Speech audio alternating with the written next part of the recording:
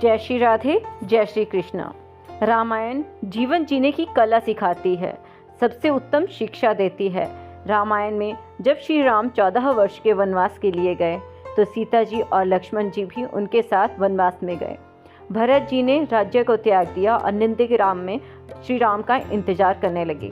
लेकिन शत्रुघ्न जी के त्याग की कथा शायद ही किसी को पता हो कि शत्रुघ्न जी ने भी 14 वर्ष पूरा त्याग भरा जीवन जिया। यह कथा शत्रुघ्न जी से ही संबंधित है। आइए चलते हैं कथा की ओर।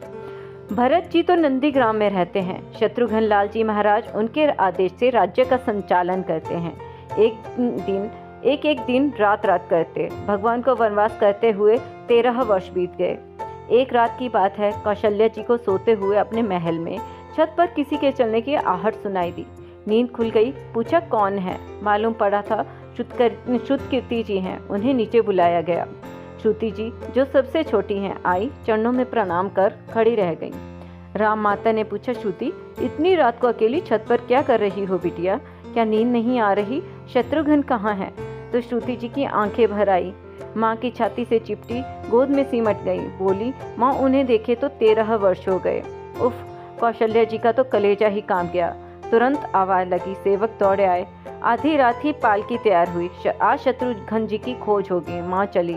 आपको मालूम है शत्रुघ्न जी कहाँ मिले?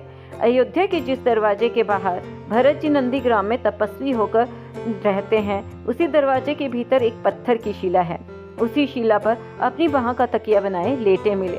माँ सिराहने बैठ गई। बालों में हाथ फिराया तो शत्रुघ्न जी ने आंखें खोली। माँ उठे और चरणों में गिर पड़े। आपने क्यों कष्ट किया? मुझे बुलवा लिया होता। तो माँ ने कहा, शत्रुघ्न यहाँ क्यों? तो शत्रुघ्न जी की रुलाई ही फूट पड़ी। बोले, माँ भैया राम पिताजी की आज्ञा से वन चले गए। भैया लक्ष्मण भगवान के पीछे पीछे चले गए। भैया भरत भी नंदीग्राम में ही सन्यासियों का जीवन जी रहे हैं। क्या ये महल, ये रथ, ये राशि वस्त्र विधाता ने मेरे लिए ही बनाए हैं? कौशल्या जी तो निरुत्तर हो गई और आंखों से झरझर आंसू बहने लगे। यह है राम कथा।